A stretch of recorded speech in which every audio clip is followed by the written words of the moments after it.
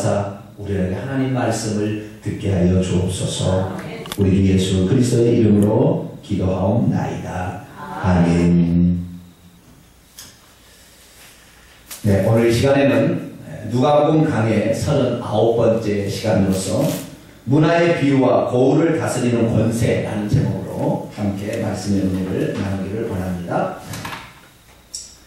예수 그리스도께서 이 땅에 오신 목적은 십자가에 죽으시기 위해서 오셨죠. 그죠?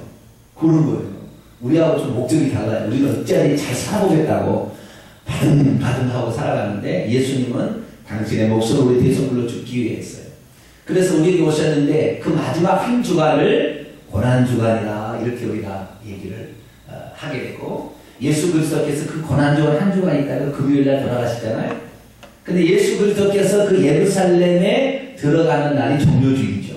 종료주일 직전에 일어난 사건의 그 마지막이 뭐냐? 이 오늘 열 문화의 비유가 베풀어진 이 사건, 마지막 사건입니다. 그러니까 예수 그리스도께서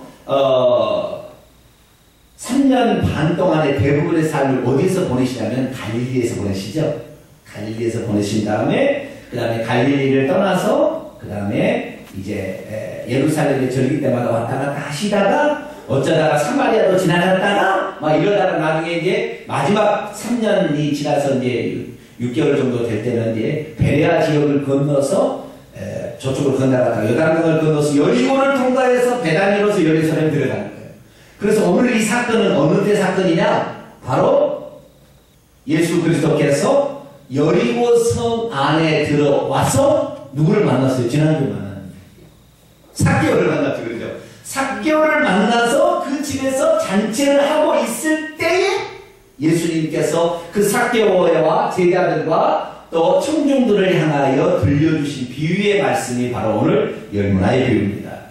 열 문화의 비유, 이것은 당시에 사람들이 예수 그리스도께서 이제 예루살렘에 올라가면 로마 나라를 전복시키고 이스라엘에게 메시아 왕국을 세울 걸로 기대하고 있던 그들의 잘못된 생각을 교정시키고 바른 하나님의 나라의 관점을 가지고 주님이 다시 오실 때까지 어떻게 살아야 되느냐 라는 사실을 얘기하시고자 비유로 던져주는 거예요. 오늘 열 문화의 비유 보세요. 여러분, 이 열 문화의 비유는 달란트의 비유하고 비슷합니다만은 약간 다르죠. 그죠? 달란트의 비유는 돈을 준 것이 좀 다르잖아요. 종들을 불러다가 넌 5달란트, 넌 2달란트, 1달란트 그래. 한 달란트는 얼마 정도 된다고 했습니까? 6천 데나리오. 6천 데나리오는요 20만 년 벌어야 된대. 몇 년을 벌어요? 20만 년을 벌어야 노동자가 날마다 벌어서 20만 년을 벌어야 벌을 수 있는 것이 1달란트예요. 그러니 이 달란트라는 것이 우리가 마태복음 25장에서는 달란트라고 그러니까 한 개에 저거 주네 이렇게 생각하는데 아니 엄청난 양이 아시겠죠? 엄청난 양이에요. 오늘 이 문화도 그렇게 달란트와 같지는 않습니다. 문화는 은화의 일종인데, 은화인데요. 은전인데, 100데나리온이에요. 그러니까 그렇게 많지는 않아요. 그렇지만 어느 정도 미천은 될 수 있는 돈이 이 문화입니다. 근데 마태복음의 이 달란트 비유와 이 누가복음의 문화의 비유는 마태복음은 5달란트, 2달란트 줄 때부터 자동으로 주었잖아요. 그죠? 그 사람의 그 달란트에 따라서 능력에 따라서 차등으로 주었으나 여기서는 10종을 불러다가 똑같이 한 문화씩 줬대요. 그러니까 어쩌면 여기는 기회를 균등하게 준 것에 대한 초점이 있는가 하면 저쪽은 맡은 것을 얼마나 충성했느냐 요게 좀 초점이 있어요. 이것은 기회를 균등하게 줬을 때에 거기에 나타나는 결과들에 대해서 차등 상급을 주겠다. 근데 마태복음이 희한하게 줄 때는 5달란트, 2달란트, 1달란트 줬으나 칭찬은 똑같이 해요. 그렇죠? 5달란트로 4달란트 남긴 사람이랑 2달란트로 2달란트 똑같이 칭찬합니다. 근데 여기서는 똑같이 줬는데 어떤 사람은 10문화를 남기고 어떤 사람은 5문화를 남겼다 그러면은 칭찬을 하는데 칭찬이 다 달라요. 너는 10골의 권세를 차지하라. 너는 5골의 권세를 차지하라. 이렇게 좀 다릅니다. 그래서 이 마태복음의 비유하고 누가복음의 비유하고는 똑같은 비유가 아니라는 사실을 우선 아셔야 됩니다. 그리고 그 내용도 다를 뿐만 아니라요. 언제 주어진 시점도 달라요. 오늘은 이 문화의 비유는 예수님께서 예루살렘에 들어가기 직전에 주신 말씀이 나온다면 이 마태복음 25장은 예루살렘에 예수님 안에 들어가서 성전을 바라보면서 성전이 멸망할 것을 감람산에서 바라보시면서 한 얘기예요. 그러니까 이미 거기 성전 안에 들어간 예루살렘 안에 들어간 상태에서 벌어진 일이고 여기서 아직 들어가기 전에 주신 말씀이에요. 그리고 또 대상도 다르잖아요. 그 달란트 비유는 제자들만 모아놓고 한 얘기예요. 달란트 비유는. 근데 여기서는 지금 삭개오의 집에서 주는 말씀이에요. 그래서 삭개오도 듣고 제자들도 듣고 거기에 많은 군중들도 와서 그것을 듣고 있는 상태에서 얘기하고 있습니다. 그래서 이 마태복음의 비유하고 이 문화의 비유는 약간 다르다는 것을 알 수 있습니다. 자, 그렇다고 한다면 자 보세요. 여러분이 그 종이라고 만약에 합시다. 종이라고 합시다. 여러분 그 종한테 주인이 뭐라고 했어요? 열심히 내가 올 때까지 열심히 장사하라고 그랬죠. 주인이 언제 올지도 모르는데 언제까지 장사하라는 거예요? 언제 온다고 얘기했어요? 안 했죠. 내가 돌아올 때까지잖아요. 내가 올 때까지. 언제 주인이 돌아올지도 모르는데 열심히 장사할 필요 있어요? 그 다음에 내가 주인의 돈을 받아서 열심히 장사하면 내 것이 되나요? 주인의 것이 되나요? 내가 지금 종이라니까 그 종이라는 노예예요. 노예. 그런데 열심히 장사하려는데 열심히 장사하면 그러다 누구 되는 거예요? 주인 거네요. 주인 거 되는데 열심히 할 필요 있어요? 대감해야지. 안 그래? 그래도 할 수 없지 어떻게 종이니까. 근데 종이니까 하겠다. 아니 우리가 종의 입장에서 깨끗이 생각해보자 이 말이에요. 내가 열심히 일한다고 해서 나한테 돌아올 것이 있으면은 주인이 이랬다고 봅시다. 야 내가 언제 돌아올지 모르는데 너 한 번 와가지고 장사해가지고 너 장사 열심히 잘하면은 나중에 너 6 갖고 나 4개 갖자. 뭐 그렇다고 하면 열심히 장사해야 되겠죠. 그게 아니잖아요. 지금 주인이 자기의 소유를 종에다 맡기고 열심히 장사. 근데 내가 언제 돌아올지 기약도 없어. 그런데 열심히 장사하면 장사할 마음이 있겠냐고요. 내 것도 안 되는데. 그렇잖아요. 그리고 그 주인이 갔다가 돌아온다고 했는데 그 주인이 못 돌아오면 어떡할 거예요? 다칠 거 되죠. 그러니까 주인이 꼭 그래서 이거 꼭 열심히 할 필요 없다고요. 그러니까 본문 내용을 보면 그렇게 열심히 할 필요 없어요. 그래도 마음을 보는 거지.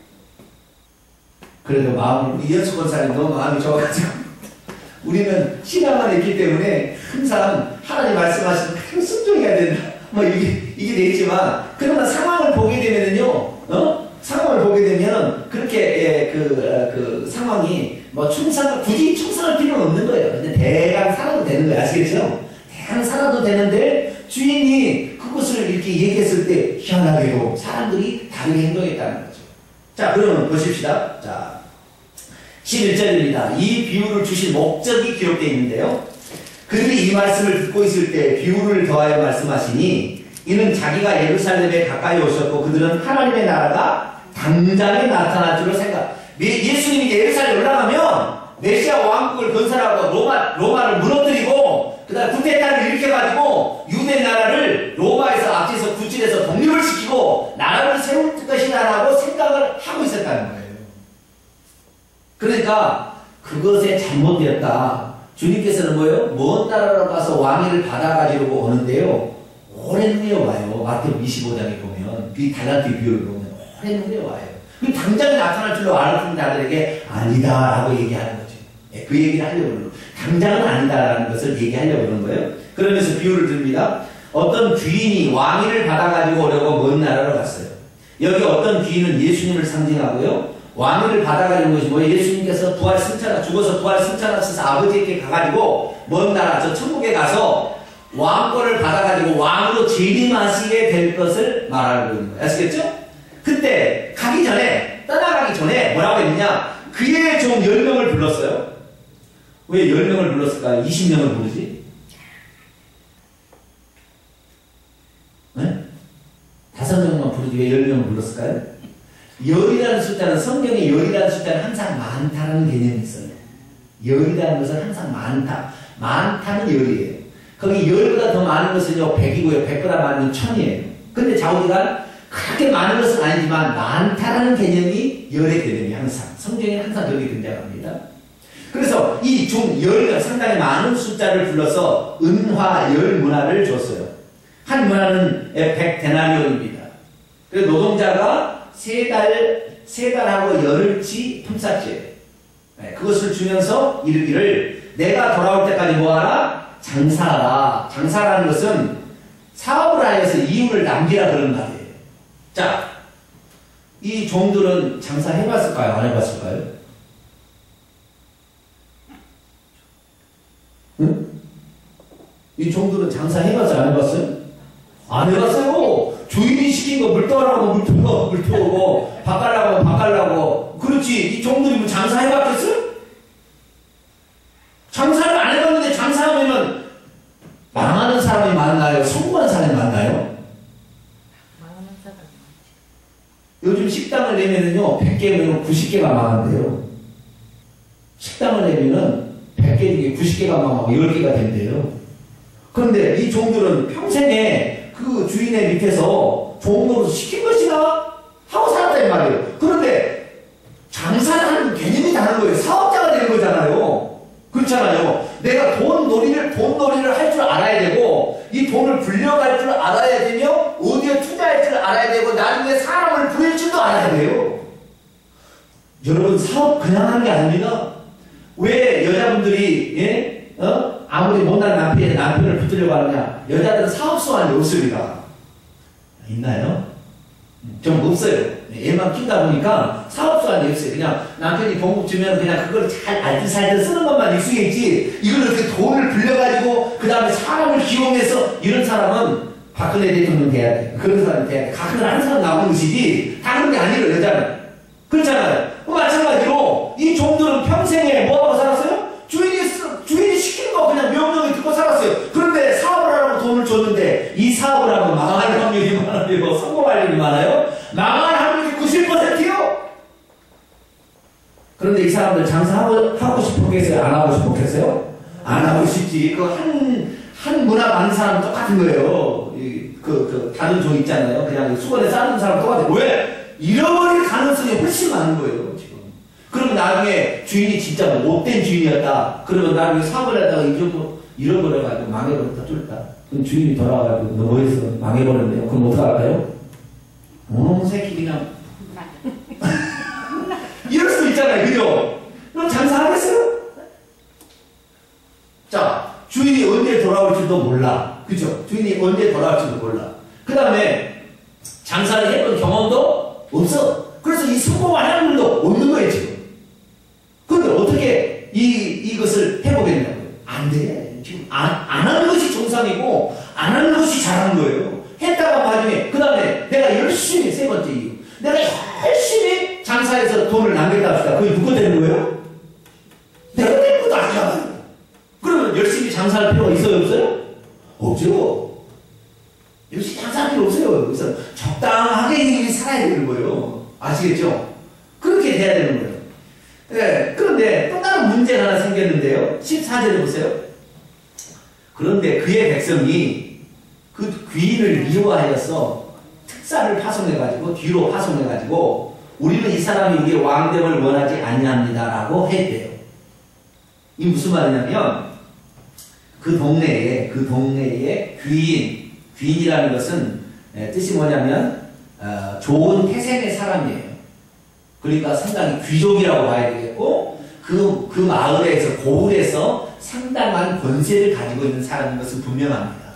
그런데 자, 이 사람이 지금 이 집안에서는 주인이지만 고을에는 왕이에요, 아니에요? 고을 사람들에게는 아니죠. 이 집에서는 주인이에요. 그 종들에게는 주인이지만 이 고을에서는 이 사람이 왕이 아니고 주인이 아니에요.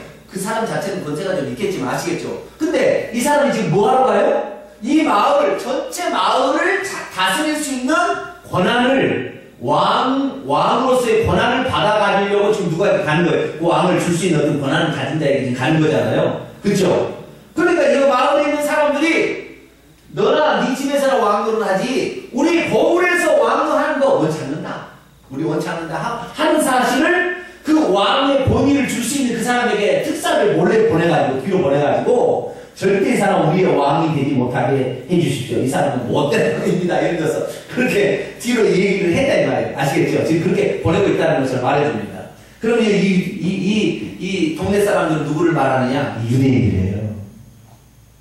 그리고 그 정도로 예수님이 제자들이 예수님을 따르는 사람들 아시겠죠? 예수님께서 이 땅에 하나님의 나라를 가지러 왔지만 처음에는 그의 제자들, 그를 따르는 사람들만 그를 주인으로 섬기고 종이었어요. 그죠? 유대인들은 안 이쁘게 생각한 거예요. 그런데 천국에 가가지고 그 예수님께서 왕을 받은 재림하게 될까지 유대인들은 어때? 그의 백성들은 하나님께 얘기한다는 거예요. 우리는 예수가 왕권을 원치 아니한다. 예수를 죽이라 그렇게 한 거죠.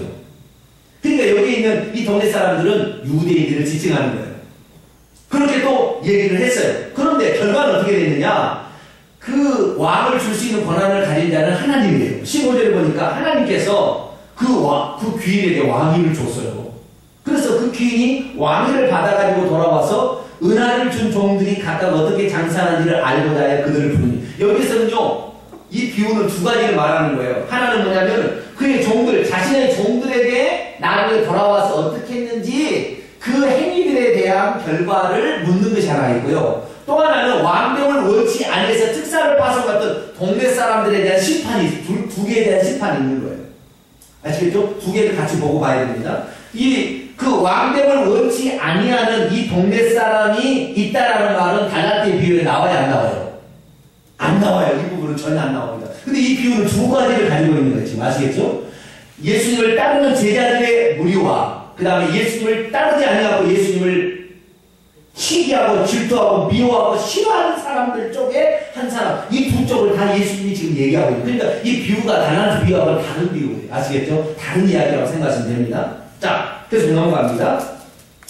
15절, 귀인이 왕위를 받아가지고 돌아와서 은하를 준 종들이 각각 어떻게 장사하였는지를 알고자 해 그들을 불렀어요.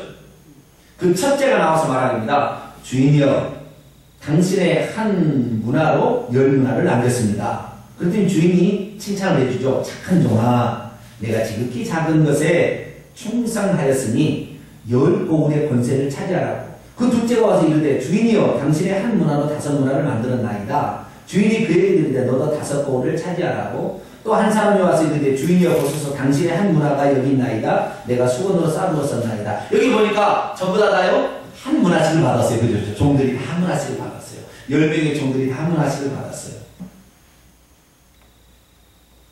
모든 사람들에게 이 한 문화라는 것은 모든 사람에게 하나님께서 동일한 기회를 주시는 것을 상징합니다.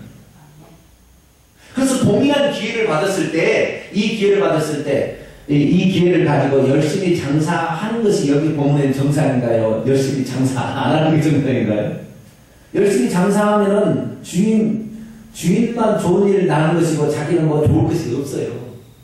그런 상태이기 때문에 별로 충성할 이유가 별로 없는 상황입니다, 사실.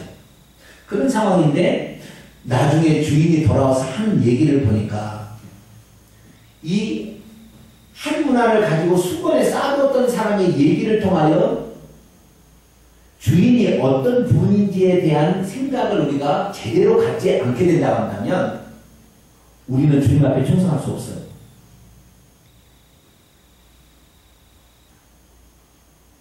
여기 참 계속 읽어난 다음에 전체적으로 얘기해 볼게요. 21절 보세요. 한 문화를 수건으로 싸는 사람이 한 얘기예요. 당신은 엄격한 가혹한 사람이다. 그래서 내가 당신을 두려워했다.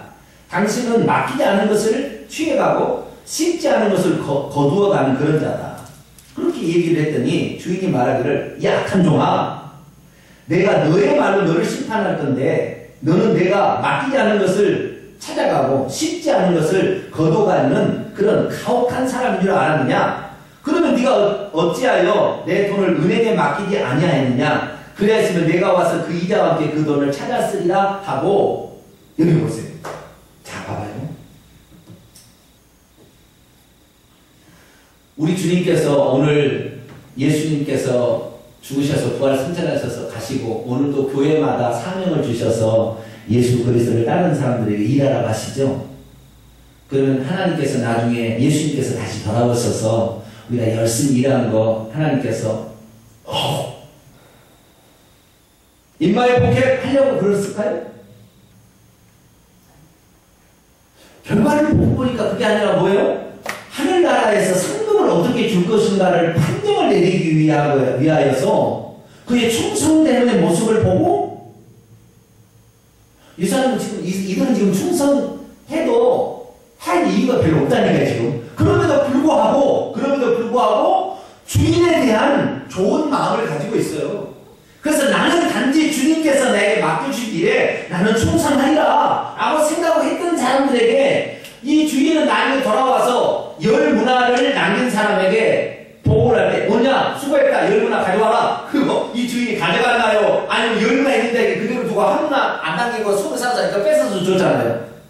그러고 보면은 이 주인이 지금 이 돈에 욕심이 있는 악덕 고리대금업자인가요? 그거 아니죠, 그죠? 살짝 봐보세요. 이 주인은 악독 고리대금업자가 아니에요. 이 주인은 지도가고 엄한 사람이 아닌 거예요. 자기가 게을렀고 일하기 싫은 것을 주인에게 핑계를 대고 책임을 전가하고 있는 거예요. 당신은 악한 자다. 당신은 가혹한 자다. 당신은 잔인한 자다. 이렇게 얘기를 하는 거예요, 지금. 그러니까 주인의 마음은 지금 어디에 있었냐면 주인께서는 지금 주인은 그 종들에게 가시면서 자신의 할 일들에 대해서 뭔가를 우리에게 맡겨서 우리에게 일하게 했는데 그 일에 대한 결과로 그러니까 우리들을 복 주시기 위해서 그걸 맡긴 거지 우리를 다 부려먹어서 돈 많이 벌게 해가지고 부려먹어서 다 취하기 위해서 하나님께서 우리에게 기회나 은사를 준 게 아니라는 사실입니다. 오늘 여러분들이 주님 앞에 열심히 충성하게 된 것은 다 누구 때문인 거예요? 우리의 것이에요. 우리의 것이에요. 근데 얼마나 우리는 하나님에 대해 살에 대해서 인색합니까? 차단가면 바쁘다고 핑계대고 안 해보려고 노력을 하고 차단가면 좀 하나님 앞에 뭐 좀 안 내보려고 그러진 않죠. 우리 교회는 할렐루야. 네? 그럼 나중에 어떻게 되는 거예요? 네 말로 너가 한 대로 내가 한 대로 너에게 심판한다고 그랬으니 나중에 어떻게 되는 거예요? 우리가 주님 앞에 안 하려고 발버둥을 칠수록 어떻게 돼요? 천국에서는 하나님께서 줄 수가 없는 거예요. 줄 수가. 여러분 주님 앞에 풍성하게 되기를 축원합니다. 네. 주님 앞에 옥합을 깨뜨린 여인 주님께서 말씀하셨어요. 이 여인이 하는 일을 그대로 두라. 나에게 주는 것은 허비가 아니다. 내가 없어서 달라고 한 줄 아는 다 너희들에게 주려고 하는 것이다. 하나님께서 그렇게 말씀하십니다. 근데 이 정말로 충성할 이유가 별로 없었던 이 종 하나 그 사람은 수건에 싸들어서 가지고 왔어요. 근데 사실 말아보면은요 이 수건에 싸들은 종의 태도가 어쩌면은요 좀 주인을 나쁘게 평가한 그것만 제외하는 건 괜찮은 것 같아요. 왜냐하면은 장사가 망하면 어떡하려고. 장사가 얼마나 해본 일 있어요? 망하면 차라리 그대로 갖다가 받쳐주는 게 낫지. 주인의 거 손에 안 나잖아요. 손에 안 끼쳤잖아요. 네? 그러니까 주인의 거 그대로 있다가 주는 게 낫지. 이거 장사하다가 망하면 어떡해? 그러니까 차라리 수건에 싸는 것이 오히려 현명한 선택처럼 보여요. 그러나 주님께서는 그 사람이 현명한 선택을 한 것이 아니고 네가 나를 잘못 인식을 하고 네가 그러니까 부정적인 인식을 갖고 있는 주인에 대해서 부정적인 인식을 갖고 있었고 뿐만 아니라 네가 게을러서 네가 충성하지 않은 것을 내가 잘못된 주인이라고 핑계하지 말라라는 거죠.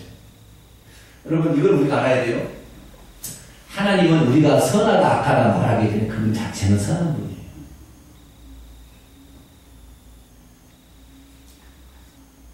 우리가 선하다 악하다 말하기 전에 그분 자체가 선이에요. 하나님은 자체가 선이에요. 그렇기 때문에 우리가 그걸 평가할 수 있는 게 아니에요. 우리는 다만 하나님께서 우리에게 맡기신 일에 충성하는 것이 우리의 도리입니다. 할렐루야. 그런데 우리의 충성을 보시고 만약 이렇다 합시다. 내가 장사를 했다가 만약 망했다고 가정을 해보십시다. 그럼 이 주인이 돌아와서 책망을 했겠어요? 칭찬했겠어요? 위로했겠어요? 망했다고 한번 쳐봅시다. 이 사람 장사를 하려고 했어요. 주인의 말을 따라서 장사를 하려고 했는데 잘 안 됐어요. 그리고 망해버렸네. 그러면 어떻게 할까요? 책망할까요? 저는 책망하지 않으리라는 강한 확신이 있습니다. 내가 주인의 것을 더 늘리기 위하여, 주인의 것을 더 증가시키기 위해서 최선의 노력을 감당하다가 실패한다 할지라도 주님께서는 그 모습을 보고 그 얘기를 들어보고 칭찬할 거라고 나는 생각합니다. 그런 얘기는 나오지는 않아요. 실패하는 사람의 얘기는 나오지는 않아요. 그러나 걔는 자보다는 훨씬 뛰어나는 거예요. 주님을 위해서 일하다가 좀 실패할 수 있어요. 주님을 위해서 살다가 어려움 당할 수 있어요. 그러나 주님을 위해서 그렇게 하는 사람은 주께서 어떻게 나중에 나를 때문에 핍박을 받는 사람은 영생을 받게 되고 이 땅에서 백배의 축복을 받는다고 합니다. 그렇기 때문에 설령 우리가 주님의 일을 감당하다가 좀 실수한 할지라도 하나님은 주의 일을 감당하고 주님을 사랑해서 그 주인의 마음, 주인의 말씀을 순종하기 위해서 예수가 수고한 것에 대해서 반드시 갚아줄 거라고 저는 생각합니다. 그래서 이 땅에서 우리가 땀떠버리고 이 땅에서 잘못 산다 할지라도 주님의 말씀을 실천하다가 혹시 가난하게 살고 병들어 죽는다 할지라도 주님의 뜻대로 살려고 머무르는 자들은 나사로 죽을 때 병들어 죽었잖아요. 거지로 죽었잖아요. 그러나 그는 어디에 들어가 있어요? 천국에 들어가 있어요.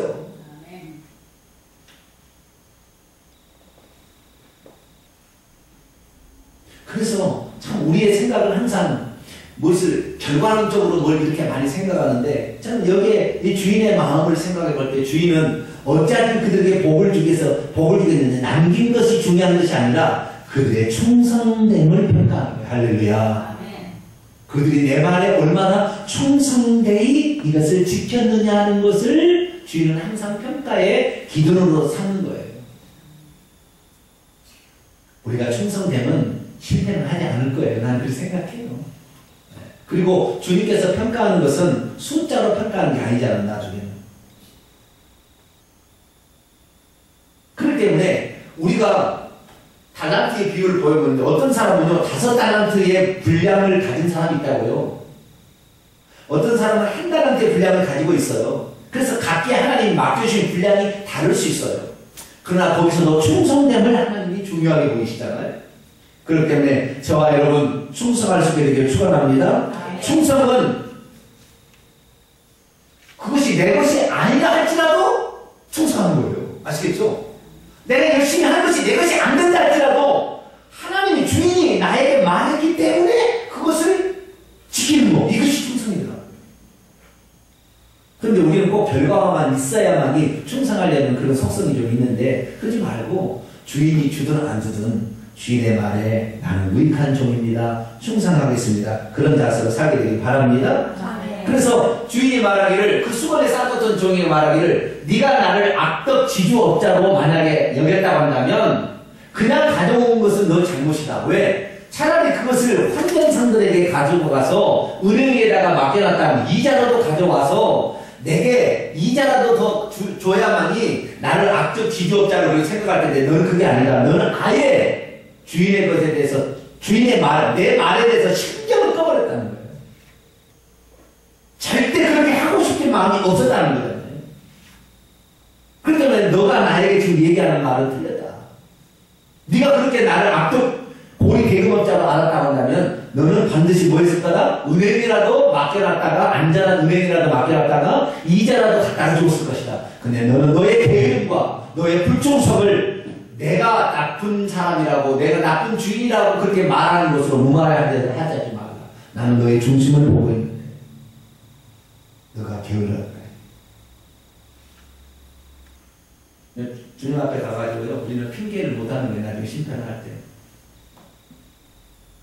작은 일에 충성할 때 하나님께서 작다 평가하지 않냐고 크게 복 주십니다. 할렐루야.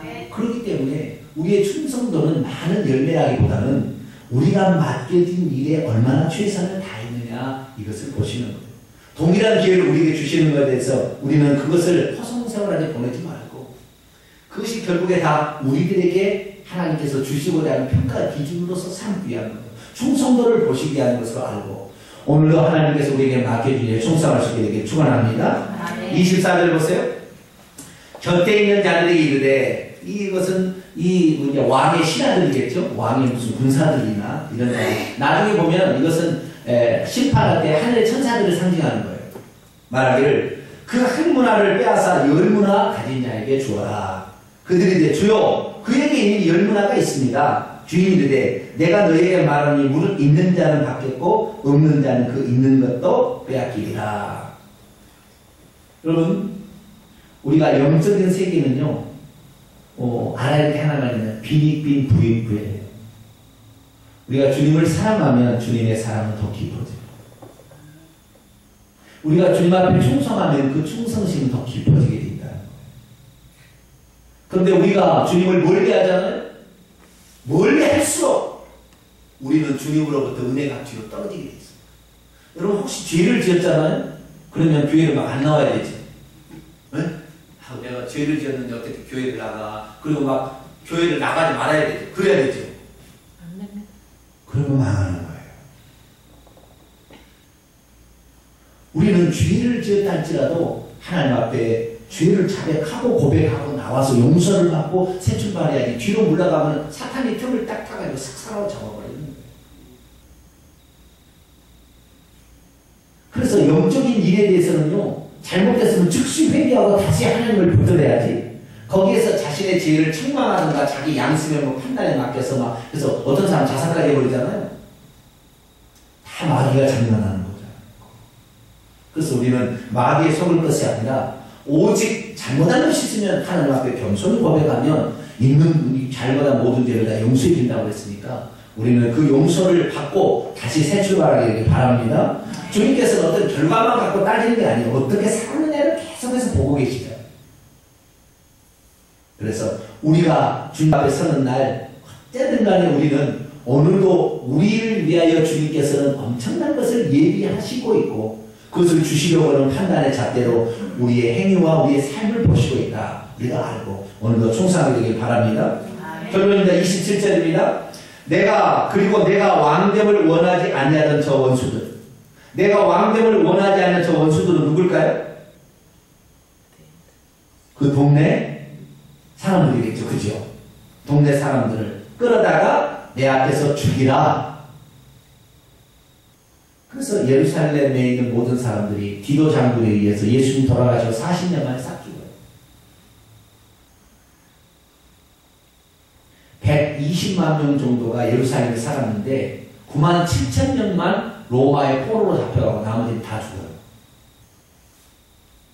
왜요? 예수님의 왕됨을 원치 않냐고 예수님 죽이려고 했잖아요. 죽여버렸잖아요. 그래서 예수님께서는 나중에 이 똑같은 일이 나중에 벌어지는 거예요. 그런데 저는 곰곰이 생각을 해봤어요. 내가 왕됨을 원치 아니하는 자들이 누굴까? 저는 두 분이라고 생각합니다. 하나는 뭐냐?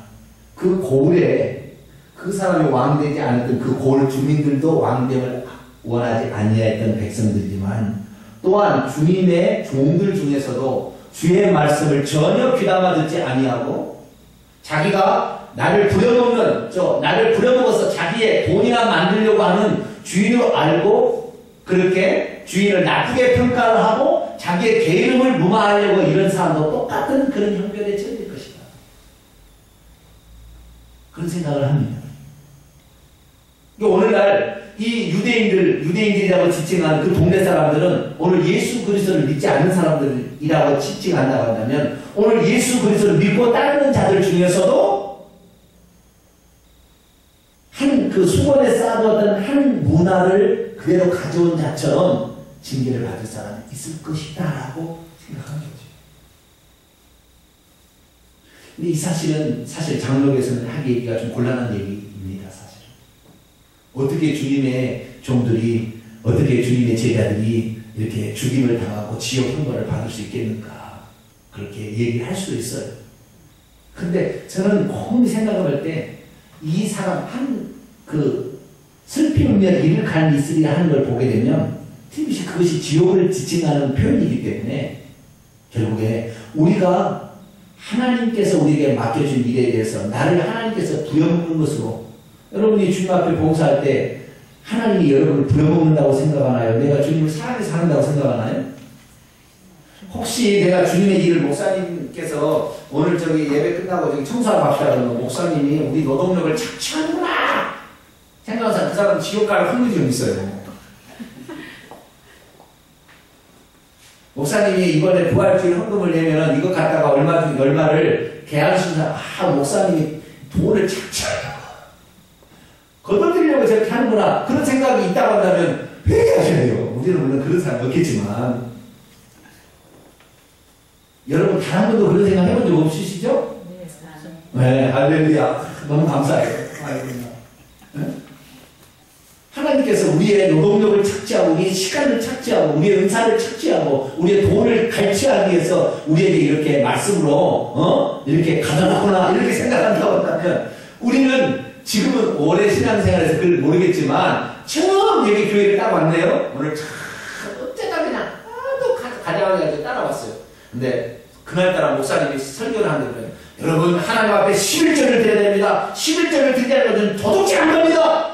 그 다음날 그 다음 주에 그 사람 교회 나올까요? 안 나올까요? 저 돈 거들기 위해서 저 목사가 예? 그렇다고 판단하겠어요? 안 판단하겠어요? 두 번 다시 안 나온다니까. 근데 주일날 되면 절대 내가 돈 얘기 안 하잖아요. 잘못 오해할 수 있잖아요. 그잖아요. 우리 알고 있는 사람은 관계없는데 오해할 수 있어요. 오해할 수 있어요. 그래서 정말 우리가 하나님 앞에 우리가 드리는 모든 것이 결국에 다 하나님께서 셈했다가요. 다 그날 다 갚아주는 거예요. 도로. 아시겠죠? 이러려고 우리에게 준 것이 우리에게 기회를 준 것으로 생각해서 감사함으로 일을 해야지. 그렇지 않으려고 나의 노동력을 착취하는구나.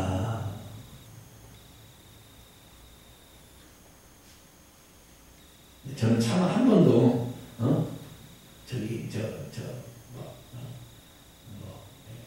뭘 해라 이렇게 엄청난 것을 시켜본 일은 한 번도 없어요. 네. 그렇지만 정말로 하나님께서 우리의 마음 가운데에 우리로 하여금 마음에 할 수 있도록 그 주신 것에 대해서 늘 감사하시고 왜요? 이건 다 나의 은혜잖아. 나중에 얼마나 감사해요. 근데 우리는 그 사실을 모르고 꼭 주인을 엄한 사람으로 알고 판단하는 어리석음이 있을 수 있어요. 그러나 이것은 뭐 거의 우리가 없는 이야기지만 그러나 초신자들은 그런 생각을 할 수가 있습니다. 우리는 이미 예수 그리스도 안에 들어왔기 때문에 잘 모르지만 그래서 우리는 참 주의를 항상 우리가 선하다 악하다 말하기 전에 그분은 선한 분이에요.